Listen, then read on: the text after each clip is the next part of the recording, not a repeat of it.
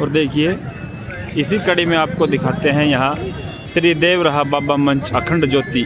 अंदर से सैर करवाते हैं किस तरह का यहाँ पे इनकी तैयारी चल रही है इस मंच की। और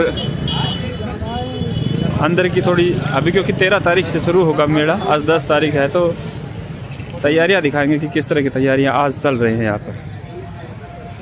ये देखिए संत कुटी, ये सभी हमारे यहाँ जो झुंडे होते हैं उनकी बनाई हुई हैं और बांस की फट्टियों पर, कितना सुंदर। और ये देखिए कुटिया ही कुटिया यहाँ पे बनाई गई है। हम शुरू से और लास्ट तक की दिखाएंगे आपको। ये अभी काम चल रहा है यहाँ पर। यहाँ इनकी रसोई बनाई गई है, रहने पीने खाने पीने की व्यवस्था यहाँ पे की गई है।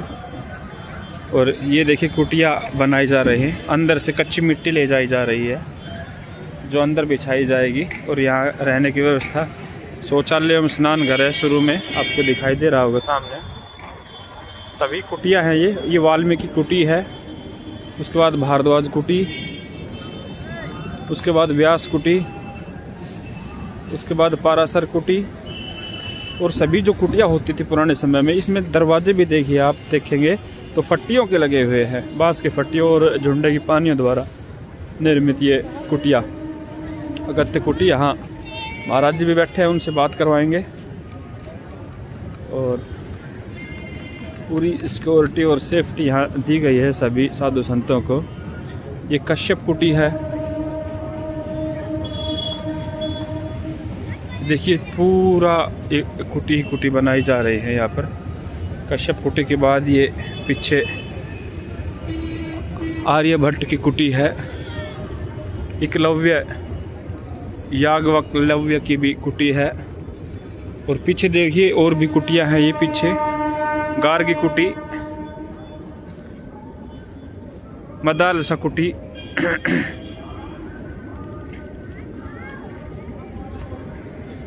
कौटिल्य कुटी,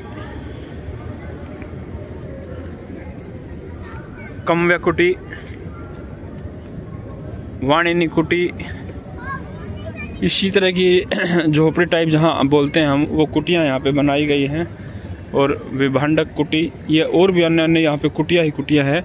अभी इन पर नाम लिस्ट नहीं डाली है कि किन किन की कुटी हैं।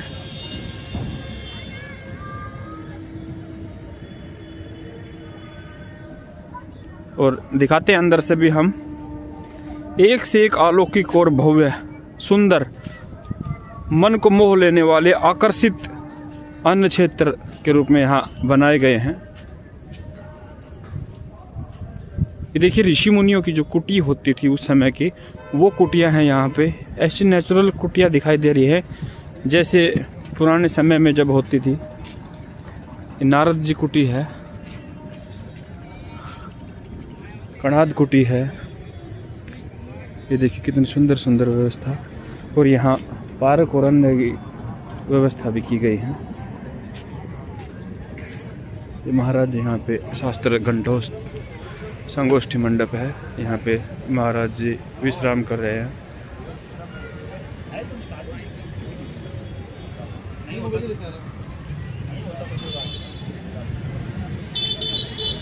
शास्त्र संगोष्ठी मंडप है ये इनका। बढ़िया, आप लोग को समझिए, आप लोग जो कार्य कर रहे हैं आत्मा होती है, ये बेटी बेटी है।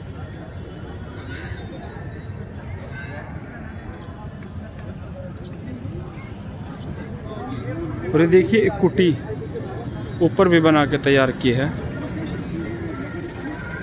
इसी तरह की कुटी है ये भी जो ऊपर बनाई गई है।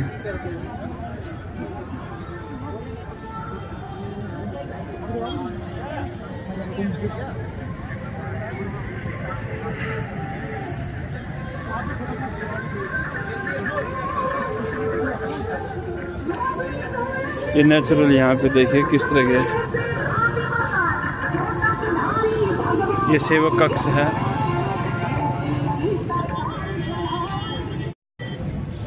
महाराज जी नमस्कार। जय सिया राम। महाराज जी यहाँ प्रयागराज की सैर कर रहे थे हम, और अपने दर्शकों को भी घर बैठे यहाँ से दे रहे थे, दिखा रहे थे जहाँ जो भी प्रयागराज में आज हो रहा है, जिस तरह के साधु संत यहाँ आए हुए हैं तो इस तरह आप जैसे साधु संत जो हैं, जो नेकी का काम कर रहे हैं, अपने जो प्रयास हैं वो लगातार आप कर रहे हैं, तो हम चाहते हैं कि आपसे कुछ सीखें हमारे समाज के लोग, कुछ ना कुछ प्रेरणा मिले उनको। तो महाराज जी पहले तो अपना परिचय दें कि आप कहाँ से हैं और यहाँ किस तरह आपका आना हो, या क्या या मकसद है आपका आने का, क्या कुछ फ़ायदा समाज को मिलने वाला है आपके यहाँ आने से, और एक समाज को क्या संदेश देना चाहेंगे आपके माध्यम से। राम बाहुबली दास का नाम है। हम अरुणाचल प्रदेश परशुराम कुंड लोहित क्षेत्र के गुरु स्थान से हमारा परिचय है और यात्रा कर रहे हैं, साइकिल यात्रा जी, जन चेतना की। मतलब लोगों को ना जन चेतन कर रहे हैं यात्रा करके कि जो प्रकृति का दोहन हो रहा है हमारे समाज में, मानवीय समाज के अंदर में, तो उसके लिए लोगों को चेतना देना कि आप जो है प्रकृति की तरफ जो है वापस मुड़ो। बिना प्रकृति के मानव का जो है अस्तित्व नहीं रहेगा। तो ये हमारी यात्रा का मूल मकसद है और इस कुंभ में, इस आयोजन में, इस पूर्ण कुंभ में पहुंचने का भी मेरा मेन मकसद है कि अब लोगों को सूचित कर सकें, जगा सकें कि प्रकृति का जो दोहन हो रहा है तत्काल इस समय, आज के समय में जो ये बातें हम सुन रहे हैं कि ग्लोबल वार्मिंग, कई चीज़ें ऐसी हम जो अपने जीवन में जो सुन भर रहे हैं, तो उसमें हमारी चेतना एक अबोध के जैसे ना रह जाए, हम बोधी बने और फिर अपनी प्रकृति के लिए जागृति का अभियान करें। और हम सब अपने अपने जीवन में जो भी कुछ नदियों के लिए, जीव जंतुओं के लिए और मानव समाज की जो बौद्धिक चेतना है उसको ठीक रखने के लिए एक बार अपने जीवन में ये याद करें कि धरती माता हमारी माता है और ये जो वृक्ष हैं ये हमारे जीवन दाता हैं। इस विचार से ये जो मनुष्य दूरी बना रहा है भौतिक जीवन में, ज़्यादा सुख पाने के लिए अपने जीवन को परिवर्तित कर रहा है, मटेरियलिस्टिक लाइफ होती जा रही है जीवन में सभी की भौतिकी में, तो उसमें एक बार चेतन हो सके, इसके लिए ये यात्रा में अभी पंजाब से आपके हरियाणा से होते हुए, दिल्ली होते हुए इस कुंभ में पहुंचा हूँ, जगह जगह पेड़ लगाते हुए। अपने राम ज़्यादातर वो त्रिवेणी वृक्ष लगाते हैं, बरगद, पीपल, पाकड़, जो कम हो रहे हैं, जिनकी संख्या जो है एक समय हमारे देश काल की स्थिति के हिसाब से बहुत थी। और ये प्रकृति में वायु के लिए और भी तरह की हमारे यहाँ तो पूजा होती है इनकी जी। तो मैं त्रिवेणी और पंचवटी पेड़ लगा रहा हूँ भारत के हर जिले में, एक यज्ञ है मेरा ये जी। समय देश काल की स्थिति इस समय, इस यज्ञ के लिए मुझे कई वर्षों से मैं यात्रा कर करके जगा रहा हूँ कि यज्ञ इस तरह का होना चाहिए जो समाज की जरूरत है। समाज का जो आज जीवन है उसमें पेड़ पौधों की, पशुओं की, जीव जंतुओं की आवश्यकता बहुत ज्यादा है जी। पहले से कुछ ज्यादा होगी क्योंकि हमारी जनसंख्या का घनत्व जो है ना लगातार बढ़ रहा है। हमारे देश का जनसंख्या का जो नियंत्रण बाहर चला गया है, बहुत ज्यादा हमारी जनसंख्या हो रखी है, तो उससे जो हमारे जीव जंतुओं का पर्यावास है नष्ट हो रहा है जी। तो ये कुंभ में भी इस गंगा के अविरल रेती पे जहाँ पर त्रिवेणी संगम होता है, वहाँ यहाँ एक जो सरस्वती का उद्गम है वो गुप्त है, ज्ञान गुप्त होता है, तो उसकी चेतना इस धरा वसुंधरा पे इस कुंभ में होगी। उसमें बहुत विद्वान आएंगे, बहुत से जागृत आत्माएं आएंगी जो समाज कल्याण के लिए, जन चेतना के लिए कुछ अपने तरीके से समाज को देने के लिए अपने अपने बौद्धिक स्तर में, तो यहाँ की एक ज्ञान गंगा उसमें भी स्नान होगा।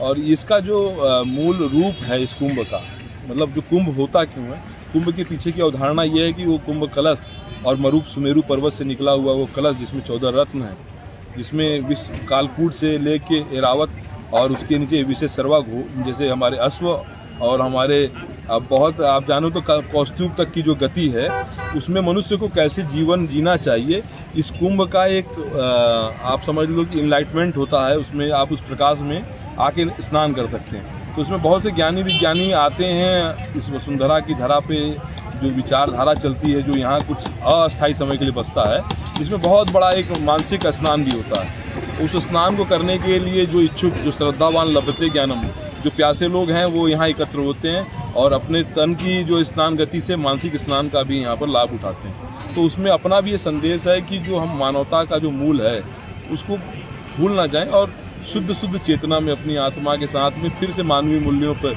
अपनी प्रकृति वसुंधरा के लिए विचार करें।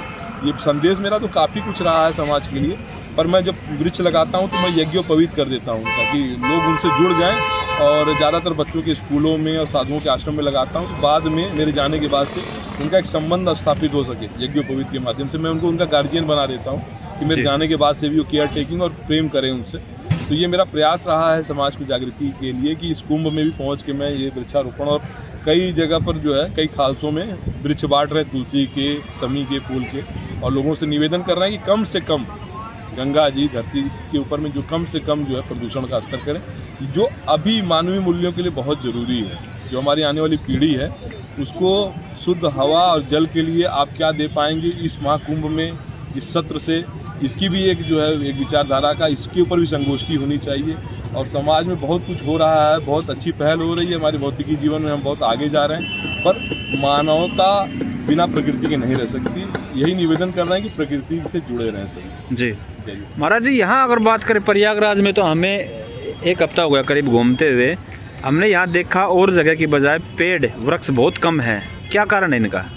कारण ऐसा है, देखो कि जो ये प्रयाग क्षेत्र है, यहाँ तो आपको कैंटोनमेंट्स और बहुत से ऐसे एरिया में ना वृक्षारोपण करने की जरूरत नहीं, पहले से ही है। और यहाँ तो आपको पता है वट वृक्ष भी जो बड़ा किले के अंदर में है, जिसकी बहुत यहाँ पर हुआ है। एक और भी वृक्ष है झूसी समुद्रकूप के पास में, एक अद्भुत सा वृक्ष है जिसके बारे में लोगों को नहीं पता, वो अफ्रीकन मूल का वृक्ष है, आप जाना समुद्रकूप के किनारे में है।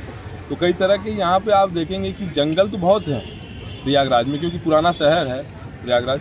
पर अभी जो है ना विकास के जो हमारी सरकार का लक्ष्य है विकास करने का, तो विकासशील देशों में क्या होता है कि सड़कों को अच्छे से करने के लिए जो इंफ्रास्ट्रक्चर है उसको क्रिएशन करने के लिए सरकार को बहुत जगह मजबूरी में ये डिफॉरेस्टेशन करना पड़ता है।